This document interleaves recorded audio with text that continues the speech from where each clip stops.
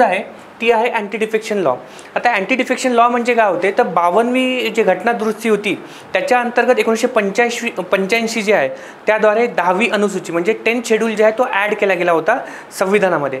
तो कशासाठी होता तर दलबदल विरोधी हा कायदा आहे हा आणण्यात आला होता। म्हणजे सिंपल गोष्ट जर विचार केला तर अँटी डिफेक्शन लॉ आपण त्याला म्हणू शकतो।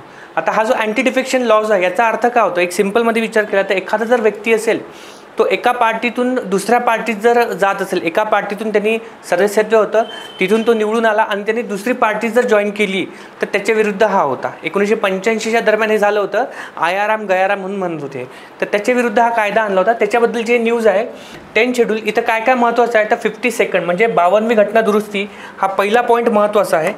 काय न्यूजमध्ये होतं तर anti defection law pivotal help safeguard democracy in Himachal Pradesh असं म्हटलं गेलं आहे आणि म्हणून ते न्यूजमध्ये इम्पॉर्टंट होतं।